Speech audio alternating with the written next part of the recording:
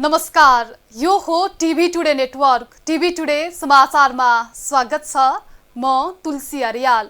सुरु गरौं अहिलेसम्मका मुख्य समाचारबाट। सरकारले दलाल र नव उदारवादी पुँजीवादलाई प्रश्रय नदिएको प्रधानमन्त्रीको भनाई। भ्रमपूर्ण अभिव्यक्तिको पछि नलाग्न आग्रह। राहत प्याकेज आउन ढिलो भएकोमा व्यवसायीको दुखेस। नेपाल भारत सचिव स्तरीय औपचारिक संवाद सुरु। पहिलो दिनको छलफल सकारात्मक भएको श्रृङ्खलाको भनाई। 1 वर्षपछि परराष्ट्र सचिव स्तरीय बैठक। भारतीय विदेश सचिव भ्रमणले सम्बन्ध सुधारको संकेत। उच्च पदस्थहरूको नेपाल भ्रमणले संवादको वातावरण बनेको व्यक्तिको प्रतिक्रिया। भ्रमणमा स्पष्ट दृष्टिकोण राख्न सुझाव। उत्पादनलाई सहजै निर्यातको वातावरण बनाउन अर्थविदको सुझाव। निर्यातको झमेला अन्त्यसँगै उत्पादनमा जोड दिन व्यवसायीको आग्रह। चालु आर्थिक वर्षमा 11% निर्यात बढ्यो। र विश्व फुटबलका सर्वाधिक लोकप्रिय खेलाडी म्याराडोनाको निधनप्रति विश्व जगत स्तब्ध। अर्जेन्टिनी सरकारबाट 3 दिन शोक दिवस। पेलेबाट निधनप्रति शोक व्यक्त। अब समाचार विस्तारमा। प्रधानमन्त्री केपी शर्मा ओलीले सरकारले दलाल तथा नव उदारवादी पुँजीवादलाई प्रश्रय दिएको भन्ने आरोप भ्रमपूर्ण भएको बताउनु भएको छ। नेपाल उद्योग वाणिज्य महासंघको 54औं वार्षिक साधारण सभालाई सम्बोधन गर्दै प्रधानमन्त्रीले भ्रमपूर्ण अभिव्यक्तिको दुविधामा नपर्न निजी क्षेत्रलाई आग्रह गर्नु भएको छ। सरकार मनको मात्रै धनी रहेको भन्दै सरकारसँग गच्छे अनुसारको मात्रै अपेक्षा गर्न व्यवसायीलाई आग्रह गर्नु भएको छ। स्पष्ट पार्न चाहन्छु, सरकार उद्यमी व्यवसायीहरूमा मेरो र तेरो, मेरो पक्ष र तेरो पक्ष, आफ्नो पक्ष र अर्को पक्ष, सरकारका निम्ति त्यस्तो हुँदैन। सरकार राष्ट्रिय पुँजी, राष्ट्रिय उद्योग र राष्ट्रिय पुँजीपतिहरूलाई सबल बनाउने पक्षमा रहेको प्रधानमन्त्री ओलीले बताउनुभयो। राष्ट्रिय पुँजी, उद्यमी र पुँजीपतिहरूलाई विकास गर्न नसक्दा वैदेशिक लगानी खोज्नुपर्ने बाध्यता भएको पनि उहाँले स्पष्ट पार्नुभयो। कार्यक्रममा उद्योगी व्यवसायीहरूले कोरोनाले व्यवसाय सङ्कटमा परेको बताएका थिए। महासंघका वरिष्ठ उपाध्यक्ष शेखर गोल्चाले बजेटमा ल्याइएको सहुलियत कर्जाको कार्यविधि ढिलो आउँदा समस्या भएको बताउनुभयो।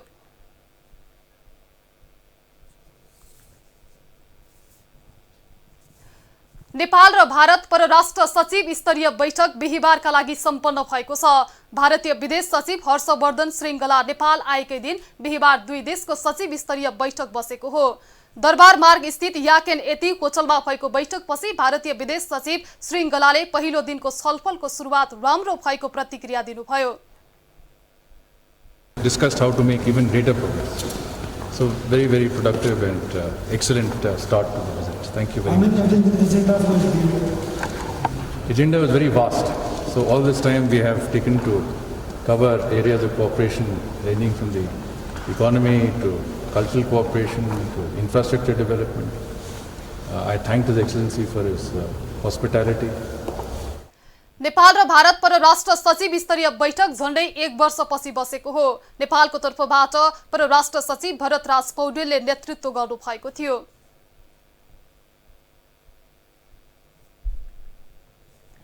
दुई दिने भ्रमणमा रहनुभएका भारतीय विदेश सचिव हर्षवर्धन श्रृङ्गला भ्रमणको पहिलो दिन उच्च स्तरीय भेटघाटमा व्यस्त हुनुभएको छ। भारतीय विदेश सचिव श्रृङ्गलाले बिहीबार साँझ प्रधानमन्त्री केपी शर्मा ओलीसँग भेटवार्ता गर्नुभएको छ। प्रधानमन्त्रीको सरकारी निवास बालुवाटार पुगेर उहाँले प्रधानमन्त्री ओलीसँग भेटवार्ता गर्नुभएको हो। भारतीय विदेश सचिव श्रृङ्गलाले बिहीबार नै परराष्ट्र मन्त्री प्रदीप गेवाली लगायतसँग पनि भेट गर्नुभएको छ। उहाँ बिहीबार दुई देशको सचिव स्तरीय वार्तामा समेत सहभागी हुनुभयो। विदेश सचिव श्रृङ्गला नेपाल रहँदासम्म द्वारिका होटेलमा बस्नुहुनेछ।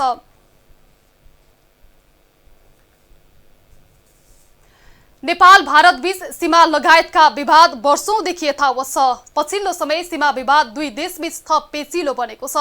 नयाँ नक्सा जारीपछि बिग्रिएको सम्बन्ध सुधारका प्रयास सुरु हुन थालेका छन्। सेना प्रमुखपछि विदेश सचिवको नेपाल भ्रमणले सम्बन्ध सुधारको संकेत गरेको छ। भारतीय विदेश सचिव हर्षवर्धन श्रृङ्गला यति बेला नेपाल भ्रमणमा हुनुहुन्छ। स्थल सेना प्रमुख नरबनेको सैन्य कूटनीतिक भ्रमण लगत्तै हर्षवर्धनको नेपाल आगमन भएको छ। स्थल सेना प्रमुख नरबनेको भ्रमण लगतै विदेश सचिव नेपाल भ्रमणमा आउनुले सम्बन्ध सुधार्ने सङ्केत देखिएको छ। यद्यपि नेपाल भारत बीच विभिन्न कालखण्डमा खटपट हुँदै पनि आएका छन्। संविधान जारी गर्दा नाकाबन्दी होस् या त्योभन्दा अघिका कालखण्डमा भारतीय शासकहरूको नेपालप्रति हस्तक्षेपकारी भूमिका रहँदै आएको थियो, अहिले पनि जारी छ। यद्यपि छिमेकी भएकै कारण भारतले नेपालको विषयमा चासो राख्नु कदापि गलत त होइन, तर भारतीय शासकहरूमा नेपालप्रतिको दृष्टिकोणमा खासै परिवर्तन आएको छैन। यद्यपि पछिल्लो समय उच्च पदस्थ भ्रमणले केही सङ्केत गरेकाले नेपालले स्पष्टसँग आफ्नो कुरा राख्न परराष्ट्रविदको सुझाव छ।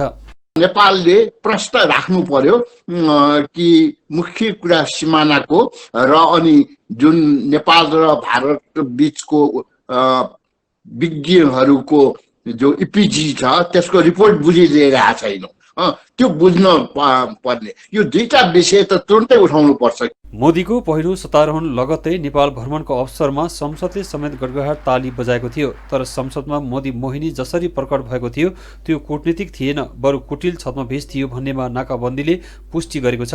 नाकाबन्दी गरेर नेपालमाथि भारतीय ज्यादतीको घाउ उभानो नहुँदै भारतले सन् 2019 नोभेम्बरमा नेपाली भूमि समेटेर राजनीतिक नक्सा जारी गर्यो। नक्सा जारीपछि नेपाल भारतबीच तनाव थप बढ्दै गयो।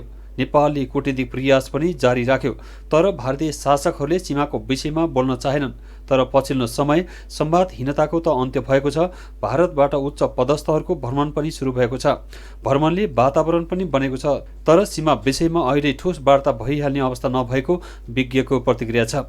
सीमाको वार्ता हुन्छ कि हुँदैन त्यो मलाई शङ्का छ, किनभने यो चाहिँ एउटा परिचयात्मक भ्रमण भनेर चाहिँ भारतले यो भ्रमणलाई चाहिँ देखाएको छ र उहाँ परराष्ट्र सचिव भएपछि यो पहिलो पटक आउनु भएको हो। त्यसैले सीमाको विवादमा ठ्याक्कै पुगेर वार्ता हुन्छ भन्न चाहिँ म सक्दिनँ, तर हाम्रो पक्षले चाहिँ बाँकी रहेको यो चाहिँ जुन सीमाको विवाद छ यो सबैलाई टुङ्गाउनु पर्यो। सीमा विवाद वर्षौंदेखि यथावत छ। नाकाबन्दी र नक्सा जारीपछि सम्बन्ध चिसो भएको थियो। पछिल्लो समय सम्बन्ध सुधार पनि हुँदै गएको छ। यसर्थ यही अवसरमा सीमा विवाद सधैँका लागि टुङ्ग्याउने गरी पहल गर्न जरुरी छ। टिभी टुडे एचडी टेलिभिजनका लागि राजनीतिक ब्युरोको साथमा सुनिल बाबु पन्त, काठमाडौँ। समाचारमा पालो छोटो विश्रामको।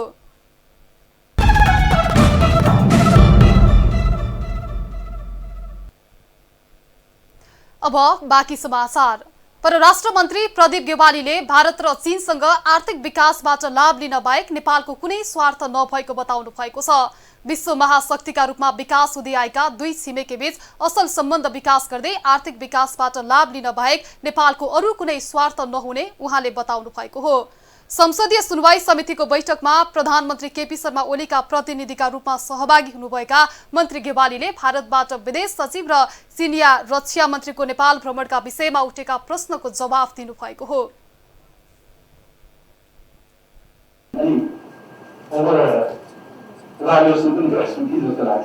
नेपाल जस्तो देशले कार्ड खेलेर खेलिने राष्ट्र भारत होला र राष्ट्र चीन होला र होइन। उनीहरू त अब राष्ट्र चीन त एउटा किसिमले ग्लोबल पावरकै रूपमा छ।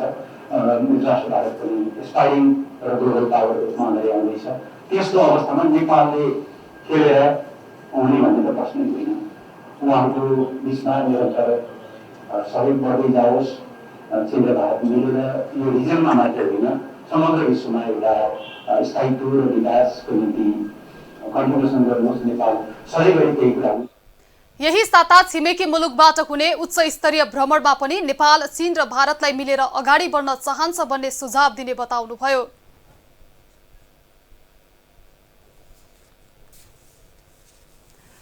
नेपाल उद्योग वाणिज्य महासंघको साधारण सभा रोक्न माग गर्दै दायर भएको रिटमा सर्वोच्च अदालतले अन्तरिम आदेश जारी गर्न अस्वीकार गरेको छ।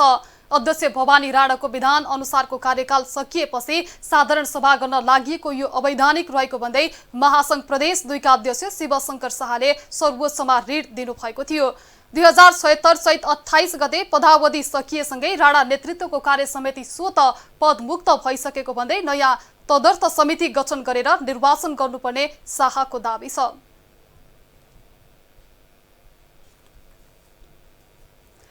खास गरी तराईका जिल्लामा मात्रै देखिने गरेको साइकल पछिल्लो समय पूर्वी नेपालका चुरे तथा पहाडी क्षेत्रमा पनि प्रयोग गर्न थालिएको छ।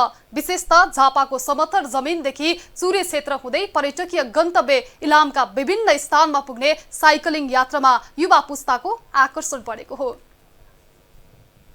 समथर भूभाग रहेको झापादेखि पहाडकी रानीको रूपमा चिनिएको पर्यटकीय जिल्ला इलाममा पछिल्लो समय अर्को पर्यटकीय खेल साइक्लिङले प्रवेश पाएको छ। झापा र इलामको चुरे क्षेत्र र इलामका डाँडाकाँडा, गोरेटो र चिया बगानका बाटाहरूमा अब साइक्लिङको मजा पनि लिन थालिएको छ।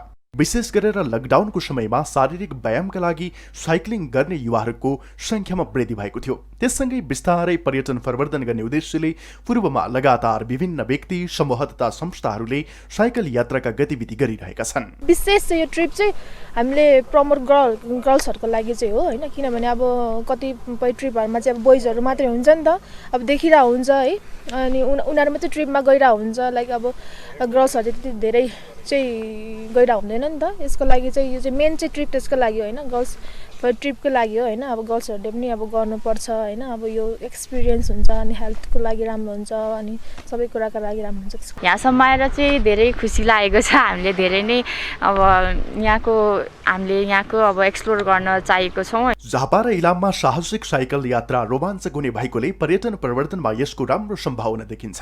कोरोना महामारीका कारण शून्य रहेको पर्यटन क्षेत्रमा साइक्लिङले केही हदसम्म भए पनि गति लिन थालेको हो। हामीले विगत 2 वर्षदेखि चाहिँ विभिन्न इलामको, विशेष गरी इलाम झापाको विभिन्न ठाउँको साइकल ट्रेल्सहरू म्याप गरिरहेछौँ, रुटहरू, डिफ्रेन्ट रुटहरू बनाइरहेको छौँ र यसले चाहिँ धेरैभन्दा धेरै मान्छेहरूलाई साइक्लिङतर्फ आकर्षित गरोस्। अब खेलकै रूपमा पनि विकास भइरहेछ र स्वास्थ्यको लागि पनि भइरहेछ र सामान्य हिँडुल गर्नको लागि पनि साइकल अगाडि बढाउनुपर्छ भन्ने हाम्रो उद्देश्य हो। अनि यो ट्रेल्सहरू बनिरहेको छन्, त्यसले गर्दाखेरि अब यो साइकललाई धेरै तरिकाबाट जोड्न सक्छौँ। एउटा पर्यटन, जस्तै हामीले इलाम जस्तो ठाउँमा, झापा यो जुन चुरेको एरियामा साइकल कुदाएर चाहिँ पर्यटनलाई विकास मजाले गर्न सक्छौँ, एउटा हामीले देखेको। अर्को चाहिँ स्वास्थ्यको लागि भन्ने कुरा छँदैछ। मानवीय स्वास्थ्य र वातावरण प्रदूषण रोक्नलाई साइक्लिङ निकै उपयोगी सिद्ध भइसकेको छ। पछिल्लो समयमा शारीरिक स्वास्थ्यका लागि साइक्लिङ गर्नेहरूको पनि रुचि बढ्दै गएको छ, जसका कारण आगामी दिनमा पर्यटन प्रवर्धनमा समेत सहयोग पुग्ने भएकोले साइक्लिङलाई व्यवस्थित गर्न आवश्यक देखिन्छ। टिभी टुडे एसडी टेलिभिजनका लागि झापाबाट नारायण रियालको रिपोर्ट। हुलाकी गतिविधि सुस्ताएसँगै विभिन्न जिल्लामा हुलाक टिकट अभाव हुन थालेका छन्। दैलेखमा पनि सरकारी प्रयोजनका लागि टिकट बिक्री गरेर हुलाकका कर्मचारीहरूले तलब खाइरहेका छन्, तर जिल्लामा टिकट अभाव भएको छ। क्षेत्रीय हुलाक कार्यालय सुर्खेतले आपूर्ति नगर्दा दैलेखमा हुलाक टिकट अभाव भएको छ।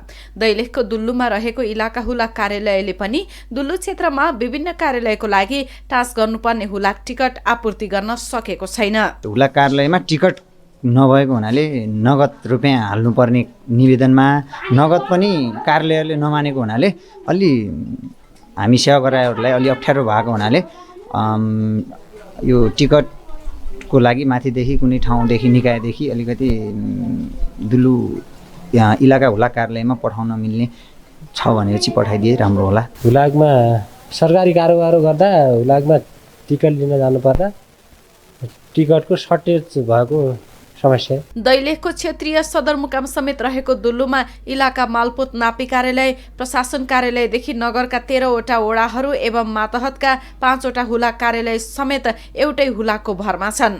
क्षेत्रीय हुलाक कार्यालय सुर्खेतबाट आपूर्ति नहुँदा समस्या हुने गरेको र विगतको कामको तुलनामा मात्रै टिकट आउने गरेकाले अभाव भएको इलाका हुलाक कार्यालय दुल्लुले जनाएको छ। अहिले अब मालपोत कार्यालय, प्रशासन कार्यालय, अनि त्यहाँ नापी कार्यालय, अनि नगरपालिका अनि वडा कार्यालयहरू लगायतका त्यहाँबाट हाम्रा अब 2टा इलाका हुलाक कार्यालयलाई पनि हामीले वहाँ दिनु पर्यो र हाम्रा 5वटा अतिरिक्त हुलाक कार्यालयलाई पनि दिनुपर्ने भएको हुनाले हामी कहाँ कहिलेकाहीँ अब टिकट 1-2 दिन ग्यापिङ भएर टिकट चाहिँ कम पर्ने गएकोले अब कि त हामीलाई अलि बढाएर दिनु पर्यो। अब यो कार्यालय अनुसार यहाँको चाहिँ लगानी अनुसार टिकट कति लाग्छ, कति खपत हुन्छ। सूचना तथा सञ्चार मन्त्रालयको एक अभिन्न अङ्गका रूपमा रहेको हुलाकको काम प्रविधिका कारण सुस्ताएको छ। राजस्व सङ्कलनमा समेत सहयोग पुर्याउने हुलाक टिकट अभाव हुन नदिन सरोकारवालाको ध्यान जान आवश्यक छ। टिभी टुडे एसडी टेलिभिजनका लागि दैलेखबाट दिपेन्द्र कार्की बास्ताकोटीको रिपोर्ट। समाचारमा फेरि छोटो विश्राम।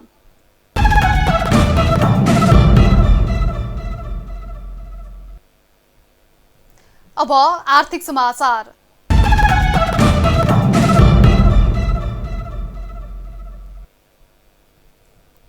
उद्योगी व्यवसायीहरूको छाता संस्था नेपाल उद्योग वाणिज्य महासंघको 54औं वार्षिक साधारण सभा सुरु भएको छ। प्रधानमन्त्री केपी शर्मा ओलीले भर्चुअल माध्यमबाट साधारण सभाको उद्घाटन गर्नुभएको हो। साधारण सभाको बन्द सत्र शुक्रबार हुनेछ। बन्द सत्र सकिएपछि 13 गते नयाँ कार्य समितिका लागि मतदान हुनेछ। वरिष्ठ उपाध्यक्ष नै स्वतः अध्यक्ष बन्न पाउने व्यवस्था अनुसार शेखर गोल्छा महासंघको आगामी अध्यक्ष बन्नु हुनेछ। बाँकी पदहरूमा भने चुनाव हुनेछ। गोल्छापछि नेतृत्वमा पुग्न वरिष्ठ उपाध्यक्ष पदका लागि महासंघका वर्तमान उपाध्यक्ष द्वय चन्द्र ढकाल र किशोर प्रधान चुनावी मैदानमा हुनुहुन्छ। महासंघको केन्द्रीय कार्यालय टेकु, कार्की बैंक्वेट बबरमल र नेपाल प्रज्ञा प्रतिष्ठान कमलादीमा निर्वाचन कार्यक्रम हुने महासंघको सचिवालयले जनाएको छ।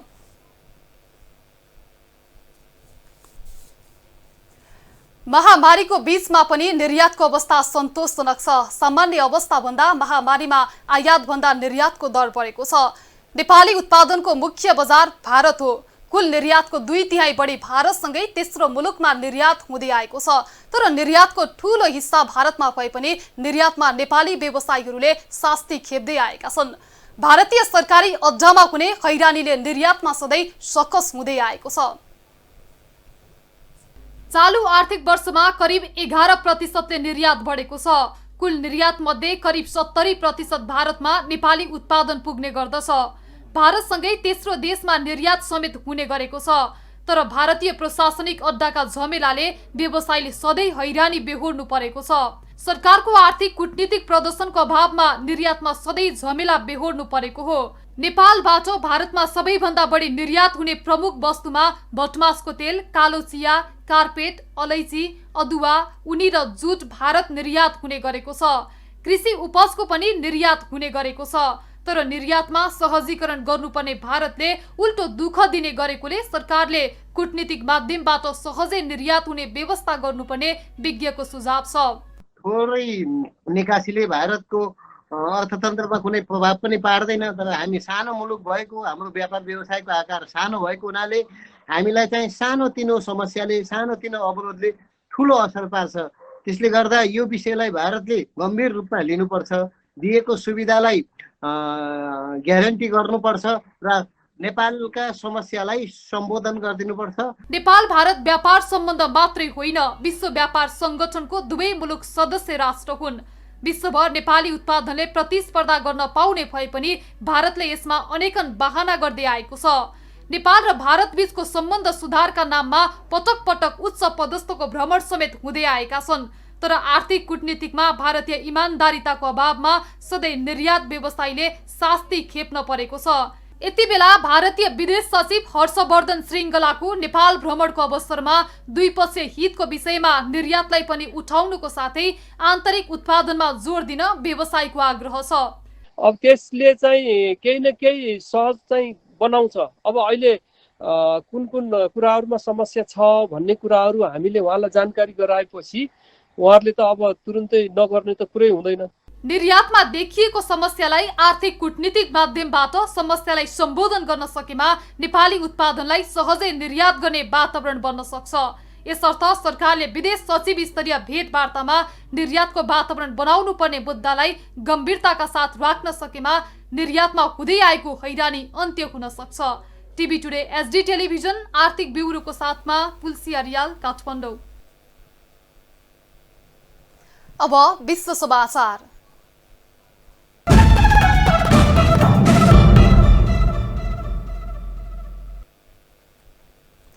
युएईले पाकिस्तान सहित मुस्लिम बहुल्यता भएका 13वटा देशलाई सबै प्रकारका नयाँ भिसा नदिने भएको छ। पाकिस्तानी सञ्चार माध्यमका अनुसार भिसा रद्द गर्नु अघि युएईले पाकिस्तानलाई आधिकारिक जानकारी दिएको थिएन। पाकिस्तानी अधिकारीहरूले भिसा रद्द गरिनुको कारणबारे बुझ्न युएईका अधिकारीहरूसँग सम्पर्कको प्रयास गरिरहेका छन्। पाकिस्तानमा युएईबाट मात्रै वर्षेनी $4 अरब रेमिट्यान्स भित्रिने गरेको छ। पाकिस्तानले यो मुद्दालाई नउठाएमा युएईको बजारमा पाकिस्तानको ठाउँ भारतीयले लिने डर पाकिस्तानी अधिकारीहरूमा छ। अब खेल समाचार।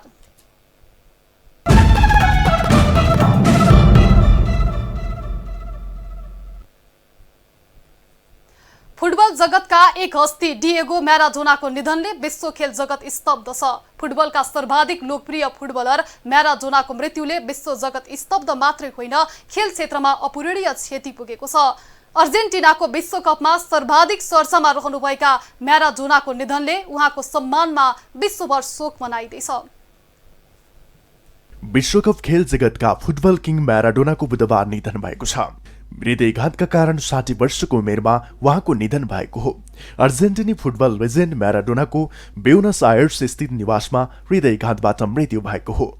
अर्जेन्टिनाले सन् 1986 मा विश्वकप फुटबलको उपाधि जित्दा उहाँ टोलीका कप्तान रहनु भएको थियो।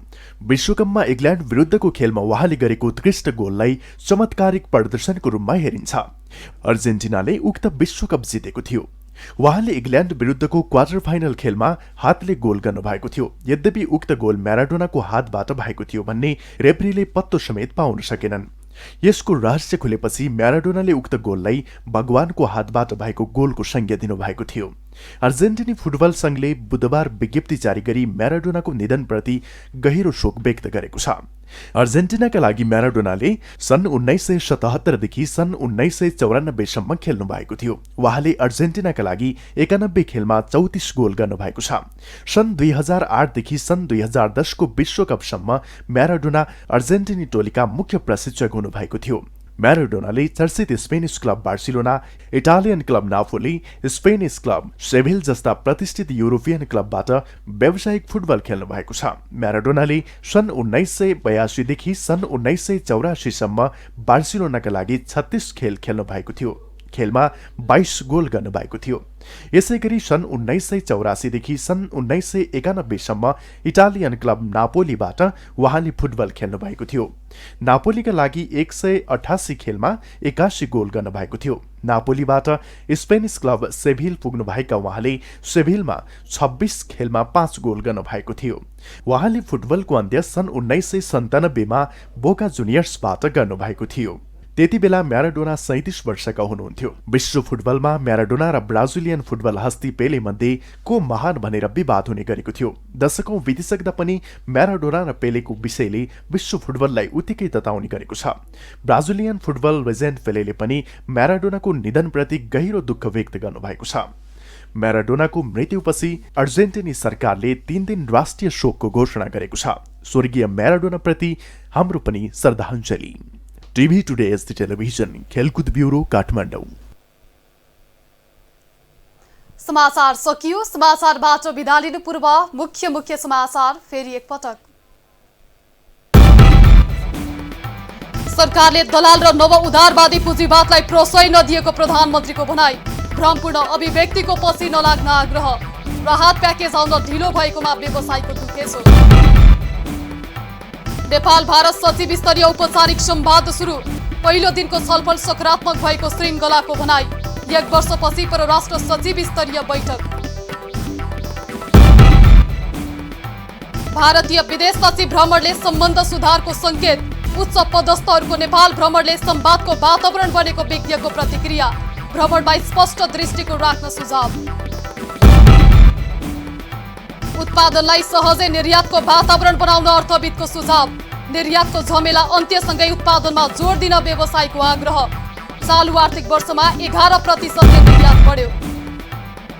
र विश्व फुटबलका सर्वाधिक लोकप्रिय खेलाडी म्याराडोनाको निधनप्रति विश्व जगत स्तब्ध। अर्जेन्टिनी सरकारबाट 3 दिन शोक दिवस। पेलेबाट निधनप्रति शोक व्यक्त।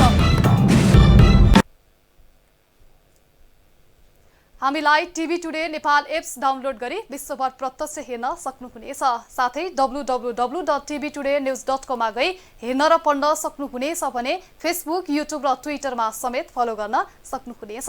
विकास निर्माण र जनसरोकारका विषयमा हाम्रो आवाज जारी छ। अहिलेलाई सम्पूर्ण समाचार युनिटका साथ म तुलसी अरियाल पनि बिदा चाहन्छु। टिभी टुडे एचडी हेर्दै गर्नुहोला। नमस्कार।